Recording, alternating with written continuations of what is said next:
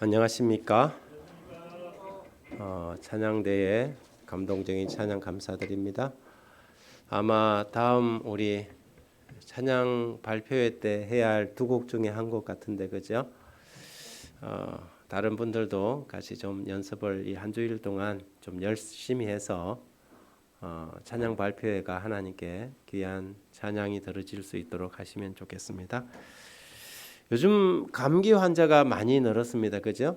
그래서 제가 오늘 일부러 마스크를 꺼내서 썼습니다. 다음 주 또 목 관리도 잘해야 되고 하니까 여러분 한 주일 동안 이렇게 생활하실 때 웬만하면 대중들 가운데 나갈 때는 마스크를 쓰고 나가시면 좋겠습니다. 코로나 기간 동안에는 사람들이 마스크를 써가지고 감기 환자가 한 명도 없었어요, 그죠? 그래서 우리 일반 내과에서 굉장히 힘들었어요. 코로나 기간 때에는 손님이 없어갖고.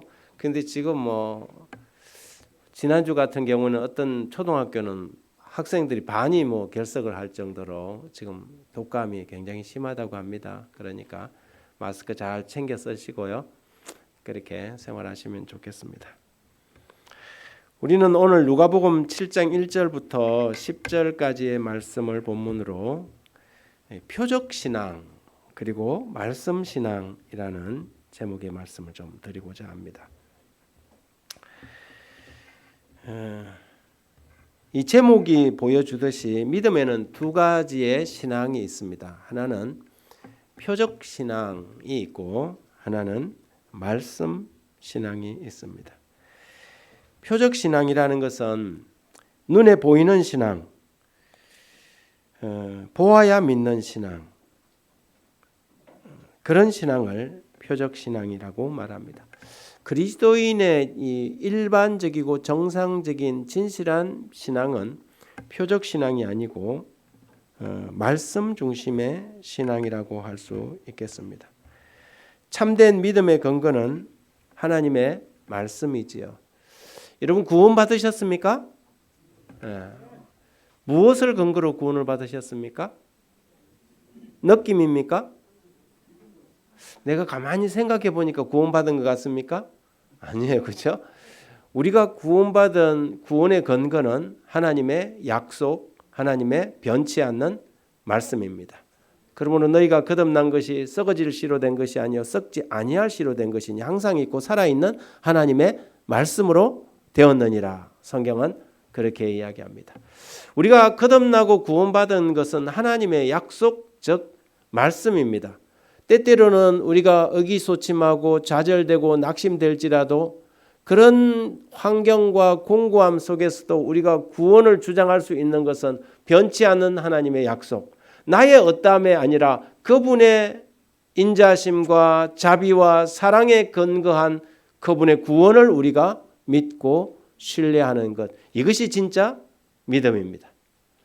우리의 감정이나 우리의 느낌이나 우리가 보고 있는 우리의 현실적인 어떠함에 따라서 구원이 결정된다면 우리의 구원은 항상 들락날락합니다. 어떨 때는 구원받은 것 같고 어떤 때는 구원 안 받은 것 같고, 이거는 우리가 신뢰할 수 없는 구원이죠. 그러나 구원이란 하나님의 자비와 사랑의 근거에서 받는 것입니까? 맞습니까? 우리가 그것을 믿어야 합니까? 우리가 부족함에도 하나님의 그러한 인자하심을 신뢰해야 합니까? 네. 그것은 하나님의 약속, 변치 않는 약속에 근거한 신앙입니다. 하나님은 그러한 믿음을 의로 여기신다 그랬어요. 그래서 로마서는 일하는 자에게 아니에요, 일을 하지 않는 자에게도 베푸시는 하나님의 은혜. 일하는 자에게 그것을 믿는 것은 그것은 삭시지 대가지 믿음이 아니에요. 은혜가 아니라는 것이죠. 그래서 하나님께서는 오늘 우리에게 우리의 믿음을 하나님의 약속의 말씀에 근거한 그 약속에 기반한 신앙을 가지라는 것입니다. 그래야만 우리의 신앙이, 우리의 구원이 흔들리지 않아요. 여러분의 구원은 어디에 근거해 있습니까? 여러분의 신앙이라는 것이 어디에 기반해 있습니까? 그것이 이 세상의 눈으로 보여주는 현실적인 어떤 표적 때문이 아니라 하나님의 변치 않는 약속 때문이길 간절히 바랍니다. 말씀 신앙은 깊은 신앙입니다. 현상을 쫓지 않는. 그래서 표적 신앙은 우리의 눈앞에 나타나는 어떤 표적을 보고 봐야만 믿는 것이지요. 그래서 예수님께서 부활하시고 난 이후에 도마는 예수님께서 부활하셨다는 이야기를 듣자 나는 못 믿겠다 그랬어요. 이 사람은 뭐 해야만 믿어요? 봐야만 믿는 신앙이에요. 예수님은 이미 제자들에게 그분이 제사장들과 관원들에게 돌아가셨다가 사흘 만에 부활할 것을 제자들에게 이미 가르치셨어요. 약속하셨단 말이죠. 그럼 믿어야 되는데 그런 게 어딨냐. 그래서 요한복음 20장 27절 29절 보면 예수님께서 부활하신 후에 나타나서 도마에게 이르시되 내 손가락을 이리 내밀어 내 손을 보고 내 손을 내밀어 내 옆구리에 넣어보라. 그리하여 믿음 없는 자가 되지 말고 믿는 자가 되라. 표적신앙도 믿음 없는 것보다는 조금 나아요. 차라리 그래 내가 못 믿겠다 하니 내 옆구리에 창자국 한번 만져보고 내 손바닥에 못자국 한번 만져보고 믿음 없는 자가 되지 마라. 이게 칭찬입니까? 꾸중입니까? 여러분 우리의 믿음이 이렇게 꾸중 듣는 신앙이 되지 않기를 바랍니다. 그러면서 28절에 도마가 대답하여 가로되 거제서야 나의 주시며 나의 하나님입니다. 예수께서 가라사대 너는 나를 본고로 믿느냐? 보지 못하고 믿는 자들은 복이 있느니라. 아멘입니까? 오늘 우리는 보지 않고도 믿는 사람들입니까? 아멘. 너는 나를 본고로 믿느냐? 보지 못하고 믿는 자들은 복되도다. 우리는 그분을 보지 않았지만 믿는 복된 사람들입니다. 우리가 그분을 믿는 것은 하나님의 말씀에 기록된 그분을 약속에 기인해서 믿는 것이지 우리가 어떤 표적을 보고 우리가 우리의 현실 속에서 어떤 경험 때문이 아니라 하나님의 이 변함없는 약속을 보고 믿는 사람이 되어야 합니다. 그래서 베드로전서 1장 8절에 예수를 너희가 보지 못하였으나 사랑하는도다 이제도 보지 못하나 믿고 말할 수 없는 영광스러운 즐거움으로 기뻐한다고 말합니다. 예수님의 제자들은 예수님을 다 따라다니고 다 봤지만 예수님 부활하고 승천하신 이후에 믿은 사람들은 예수님을 본 적이 없어요. 그런데 누구의 말을 듣고 믿었어요? 제자들의 말을 듣고 믿었어요. 제자들이 기록한 말, 그들에게 전해주는 말을 듣고 믿었어요. 그러니 너희가 진짜 복이 있도다. 너는 보지도 못하고 그분을 사랑하니 진짜 복이 있도다. 그러나 실망스럽게도 오늘날 수많은 기독교인들이 말씀 신앙보다는 표적 신앙으로 돌아가고 있습니다. 표적과 이적을 구하고 그런 곳으로 사람들이 몰려다니지요. 심지어 말씀을 주장하고 말씀을 가르치는 목사들까지도 성도들을 표적 중심의 신앙을 하도록 합니다. 그런데 표적이 사라지면 믿음도 사라지죠.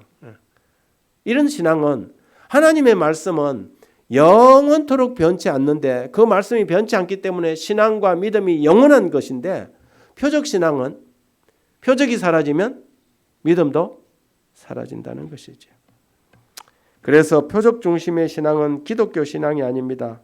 만일 표적을 행하고 그것을 믿음의 근거로 주장한다면 이것은 이미 예수님께서 세우신 그 초기 교회 그 교회하고는 동떨어진 교회지요.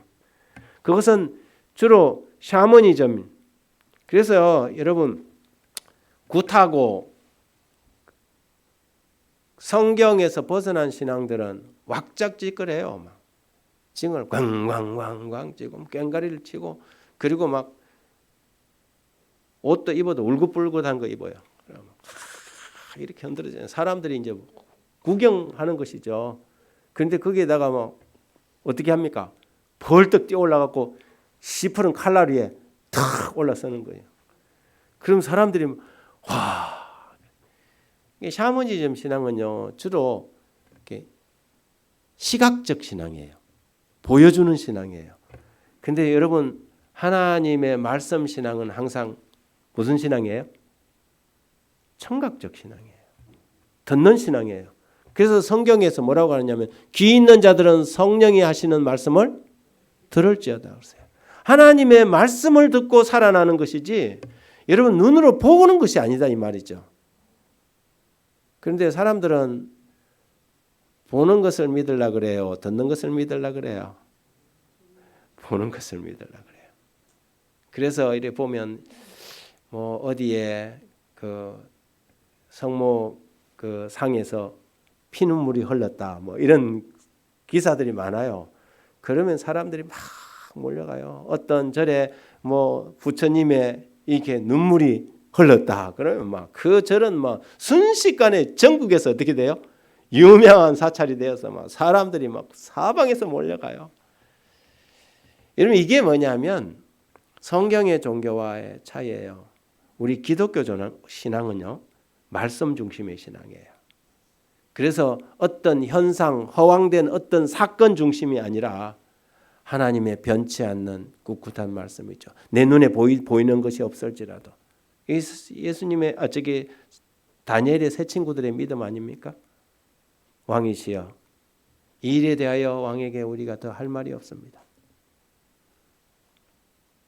우리를 사랑하는 하나님께서 왕이 우리를 풀무불에 던지 넣을지라도 그분이 우리를 구원하실 것이고 설사 그리하지 아니하실지라도 하나님께서 우리를 구원해내는 아주 특별한 기적을 베풀지 않을지라도 우리는 왕과 왕의 신상에게 절하지 않겠나이다. 이게 믿음이에요. 이게 성경이 말하는 말씀 신앙이거든요. 교회에 나와갖고 내가 바라고 원하는 대로 기도하는 대로 다 성취되고 사업도 잘 되고 하면 하나님이 계신가 보다. 근데 사업이 잘 안 되고 직장에서 떨려나고 하면 하나님이 어디 있노? 이 믿음은 표적의 신앙이지. 여러분 우리는 우리 집 뒤에 큰 지리산이 있었는데 지리산은 지금도 가면 있고 그대로 있어요. 그 산은 움직이지 않는 산이에요. 나의 도움이 어디서 올까? 내가 산을 향하여 눈을 들리라. 전능하신 하나님은 사람의 마음은 수없이 바뀌지만 마치 거대한 산처럼 하나님은 여전히 거기에 계시는 것이지요. 그러므로 우리는 우리의 환경과 처지에 의해서 우리의 마음이 흔들리는 사람들이 아니라 어떤 상황 속에서도 하나님께서 거기 계시며 우리를 도우신다는 사실을 흔들림 없이 굳굳하게 믿고 신뢰하는 믿음. 이 믿음을 우리는 하나님의 약속의 믿음, 말씀의 믿음이라고 하는 것입니다. 여러분 우리는 일생을 한번 살다 갑니다. 그죠? 그렇게 떵떵거리던 사람들도 돈이 많고 권력이 있던 사람들도 다 갔습니까? 다 갔습니다. 그죠? 세상의 권력을 다 누리던 사람들도 사람이 죽고 나면 다 그냥 아주 땅이 평평한 것처럼 다 평평해요. 길에서 노숙자로 살던 사람도 최고의 권력자로 살던 사람도 죽고 나면 다 모든 사람이 다 한평생을 살아온 그 삶에 대한 언젠가 계산을 해야 될 거예요. 그 사람이 돈이 많다고 해서 천국 갑니까? 그렇지 않아요. 믿음으로 우리가 천국을 구원을 결정하게 되는데 여러분 우리가 우리의 신앙생활에 있어서 우리의 삶의 어떠함이 우리의 신앙의 결정이 되지 않기를 간절히 바랍니다. 우리가 하나님의 약속의 말씀을 끝까지 꿋꿋하게 믿고 저분 끝까지 믿음을 놓지 않고 약속의 말씀을 붙잡고 잠들었다 하는 이 한 가지 분명한 믿음을 보여줄 수 있으면 참 좋겠습니다. 사단은 끊임없이 우리에게 우리의 믿음을 시험합니다. 내가 하나님의 아들이냐? 내가 하나님의 참된 백성이냐? 그러면 이 돌들을 명하여 떡이 되게 하라. 표적을 보이라. 그렇게 이야기해요. 돌들을 오늘 아침에 교과 시간에 내려갔더니 김인아 집사님이 제 손을 붙들고 목사님 제가 감사헌금을 드렸는데 기도를 안 해주셨어요. 그러세요? 뭐 때문에 감사헌금을 하셨습니까? 했더니 남편분이 올해 75인데 3년 동안 또 회사에서 재계약을 했다 그래요. 참 75세인데 회사에서 재계약을 해갖고 하나님께 감사를 드렸다고 그래요. 집사님 75세에 재계약되는 사람도 참 흔치 않은 일이지만 75세에 재계약이 안 되더라도 하나님께 감사할 수 있는 믿음, 이 믿음이 참 믿음입니까? 네. 그 믿음이 참 믿음이시죠. 하나님께 그래서 제가 집사님 손을 잡고 하나님께 감사의 기도를 드렸습니다. 하나님께서 우리의 필요를 채우시고 우리로 하여금 또 이 세상에서 살아갈 수 있도록 은혜 주신 것 감사드립니다. 근데 김인아 집사님 남편분은 빨리 직장을 관둬야 교회를 나와요. 그래서 직장에 잘리는 날 하나님께 감사헌금을 2배로 드리시기 바랍니다. 맞습니까? 남편분 78살까지 돈 벌어오라 하지 말고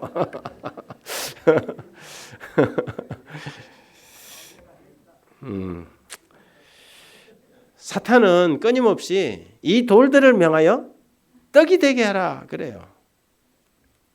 예수님께서 사람이 떡으로만 살 것이 아니요 살아있는 하나님의 말씀으로 살 것이니라. 표적 신앙은 돌이 떡이 되게 하는 신앙이지만 여러분 우리는 그런 신앙을 거부하고 하나님의 말씀으로 사는 신앙. 여전히 40일의 금식 속에서 배가 고팠잖아요. 그러면 지금 필요한 것은 떡이잖아요. 그런데 예수님께서는 그 떡을 거부하고 하나님의 약속, 하나님의 말씀을 주장하셨습니다. 우리에게 필요한 신앙은 말씀 신앙입니다. 사단은 예수님을 성전 꼭대기로 데려가서 내가 하나님의 아들이냐?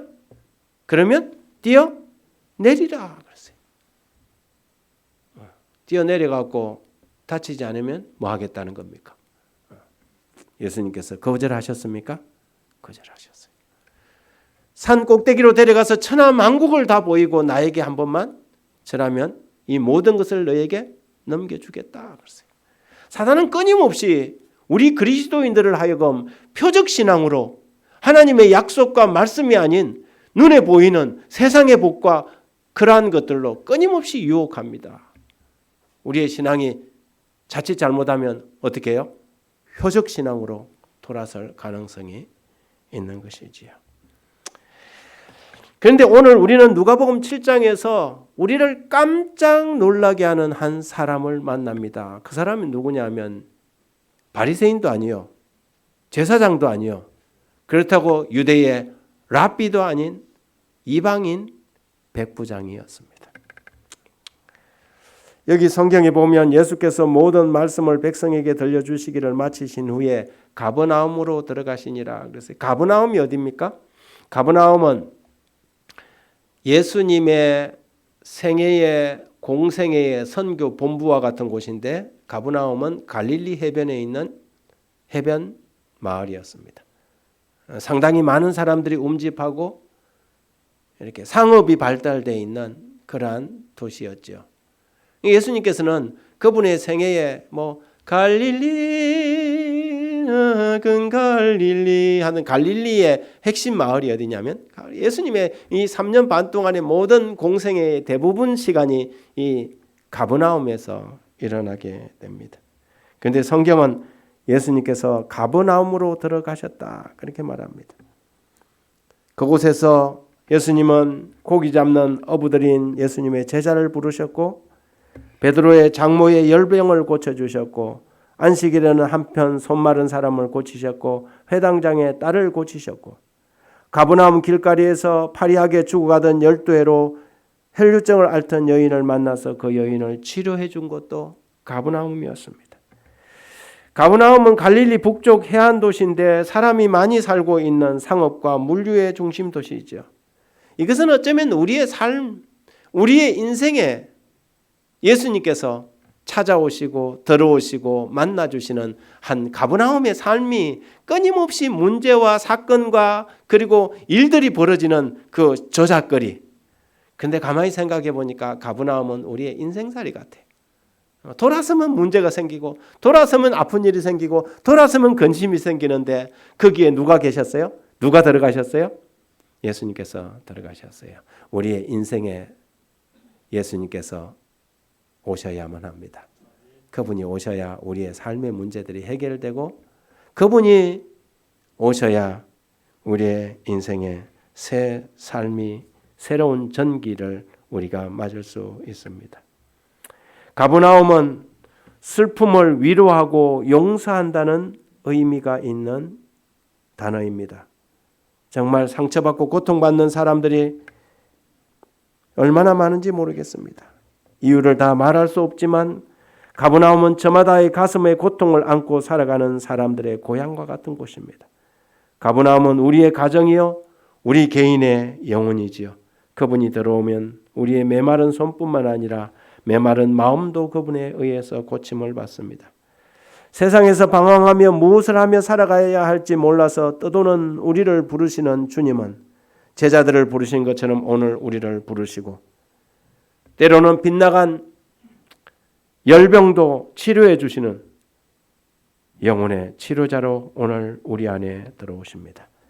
삶의 까닭모를 열병으로 신음하는 우리를 그분이 치료하게 우리의 마음의 문을 열어서 그분을 우리에게 초청하십시다. 우리의 가정에 초청하고 여러분의 사업의 현장에 초청하십시오. 그러면 그분이 고치실 것입니다. 어떤 백부장의 사랑하는 종이 병들어 죽게 되었다 그랬습니다. 어떤 백부장이라고 한 것 보니까 이 사람은 이방인 로마의 군대 가버나움에는 로마 군대의 주둔군이 가버나움에 있었거든요.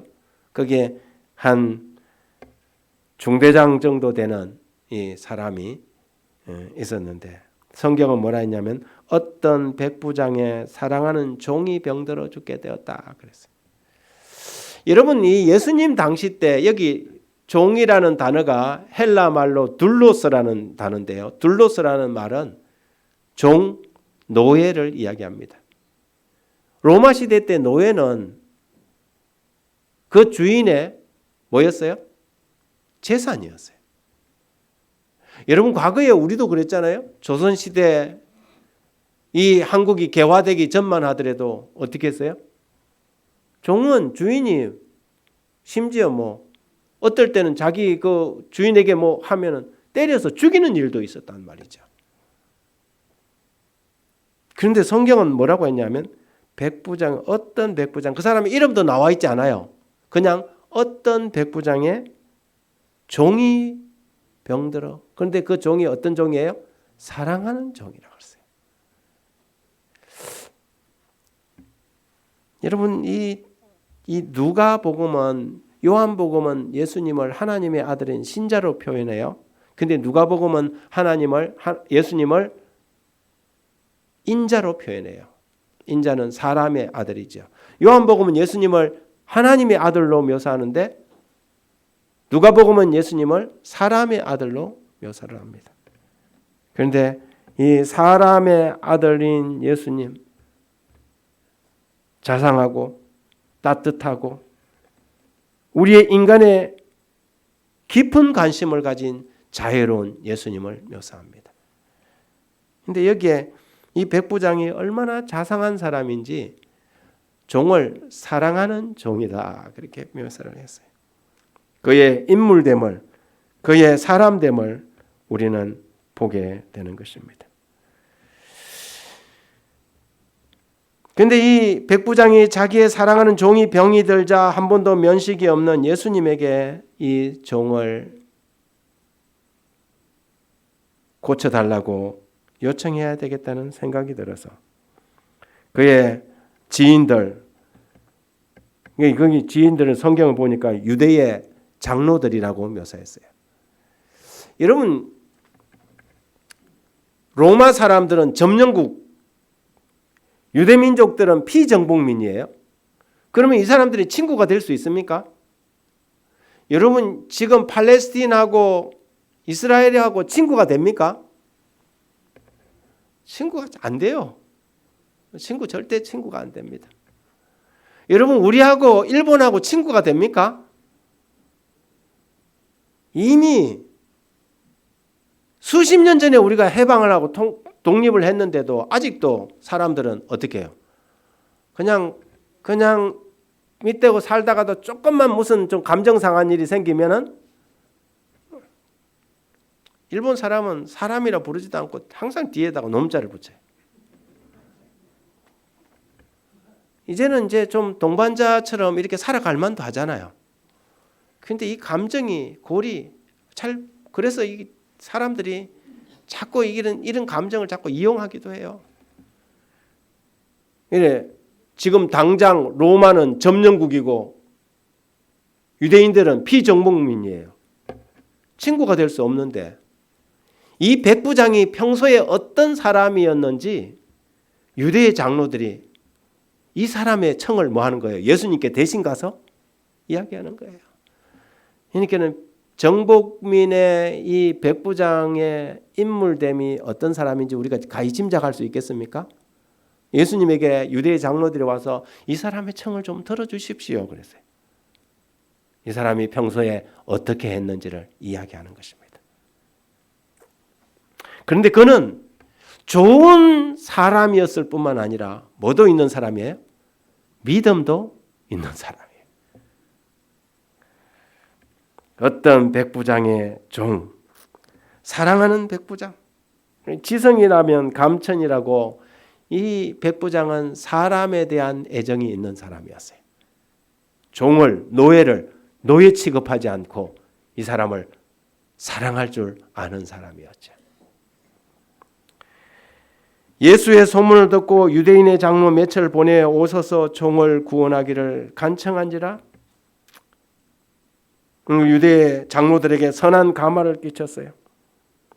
그래서 이 유대 장로들이 대신 나와서 이 백부장 대신 예수님에게 뭘 합니까? 청을 넣는 것입니다. 이 사람에게 그렇게 해주는 것이 합당하다. 이 사람이 회당도 지어졌다. 그렇게 이야기를 했어요. 이 사람들은 유대의 장로들은 이 사람을 도와줄 적절한 근거를 대는 이유가 이런 일을 해갖고 했으니까 이 사람에게 도와줘라 그랬어요. 그런데요, 백부장은 한 번도 이 청을 하면서 내가 이렇게 해서 유대민들에게 이런 자비를 베풀고 이런 좋은 일을 했으니 와서 좀 도와주십시오. 이렇게 하지 않았어요. 여러분, 우리의 믿음이 백부장의 믿음인지 유대 장로들의 믿음인지 한번 보십시오. 우리는 살아오면서 우리가 한 많은 일들을 자랑합니다. 내가 이런 것도 했고 내가 이런 것도 했으니 내가 마땅히 구원을 받는 것이 합당하지 않느냐.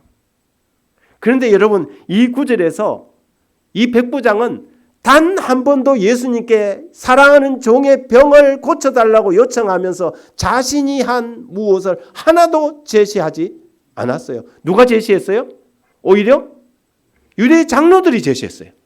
그런데 오히려 자기는 뭐라고 하냐? 다시 사람을 보내서 예수께서 함께 가실 때 이에 그 집이 멀지 아니하여 이 벗들을 보내어 가로되 주여 수고하지 마옵소서. 내 집에 들어오심을 나는 감당하지 못하겠나이다. 완전히 반대잖아요. 이게 감당하지 못하겠다는 말은 무슨 말이에요? 우리 집에 주님을 모실 만한 내가 처지가 안 됩니다. 너무 황송해서.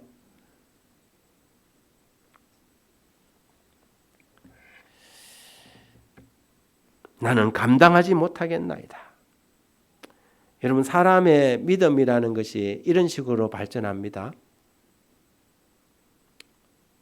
예수님의 제자 베드로가 예수님을 처음 알 때는요, 이렇게 따라다녔어요. 그런데 예수님을 더 가까이서, 그리고는 깊은 데로 가서 그물을 던져 고기를 잡으라. 그래서 내가 밤새도록 수고하였지만은 잡은 것이 없지만은 말씀에 의지하여 그물을 내리리이다 하고 깊은 데로 가서 그물을 딱 들었더니 밤새도록 한 번도 잡지 못했던, 한 마리도 못 잡았던 그 고기들이 거기에 다 모여 있는 거예요. 그래서 그물이 찢어질 정도로 잡고 난 다음에 베드로가 했던 첫 번째 반응이 뭐냐면 고기는 다 잊어먹고 예수님께 가서 주여 나를 떠나소서 나는 죄인이로소이다. 이것이 베드로의 반응이었어요. 예수님을 제대로 알고 나면, 예수님에 대한 참된 이해가 깊어지면 나타나는 현상이 뭐냐면 주여 내가 우리 집에 들어오는 것도 감당치 못하겠습니다. 그래서 이 백부장의 믿음은 참 믿음이신 것이죠. 우리가 진정한 믿음이 될 때는 뭐냐면 나의 모든 것들이 기억나지 않아요. 나의 모든 지금까지 행한 것은 하나도 기억나지 않고 그분의 존귀하심 앞에 내가 설 때 내가 감당할 수 없는 그런 경험을 하게 됩니다. 여기에서 나타나는 것이 참된 경건, 절대적 경건, 위대한 존재 앞에서 온전히 드리는 굴복이 여기에서 일어나게 됩니다. 우리는 성경은 이것을 진정한 믿음이라고 말하는 것이지요. 그러면서 그가 이렇게 고백합니다. 그러므로 내가 주께 나가기도 감당하지 못할 줄을. 자기가 뭔데? 자기가 뭐래요? 내 아래도 내 수하에도 종이 있어서 오라 하면 오고 가라 하면 갑니다. 군대는 명령체계잖아요. 백부장이니까 오라 하면 오고 가는 갑니다. 나도 남의 수하에 있는 사람입니다. 그러면서 하는 말이 그러므로 내가 주께 나가기도 감당치 못할 줄을 알았나이다. 다만 말씀만 하사 내 하인을 낫게 하소서. 이게 믿음입니다. 그죠? 뭐만 하라고요? 목사님 우리 집에 와갖고 좀 안수기도 좀 해주십시오. 이게 아니고 뭐만 하라고요? 말씀을 하라고. 저는 가끔 그래서 이제 전화로도 기도합니다. 같이 하다가 들고 계세요. 제가 기도하겠습니다. 집에 와서 꼭 기도해야 예수님께서 들으십니까? 전화로도 같이 기도할 수 있잖아요. 근데 진짜 더 중요한 것은 이 백부장의 믿음을 우리가 본받아야 돼. 이런 고백을 할 수 있는 것은 어떨 때만 가능합니까?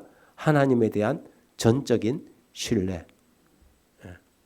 하나님께서 내 삶의 모든 문제를 다 해결해주고 내 눈앞에서 어떤 표적이 일어나고 그동안 꽉 막혀있던 문이 탁 열릴 때 그제서야 믿는 믿음이 아니라 내 앞에 좌우에 첩첩삼중의 모든 것이 갇혀있고 앞에는 시퍼런 홍해물이 넘실거리고 있다 할지라도 능히 이 홍해를 가르고 우리를 그 길을 건너게 하실 수 있는 능력이 하나님에게 여전히 계시다는 것을 믿는 믿음. 하나님 홍해가 갈라지지 않아도 좋습니다.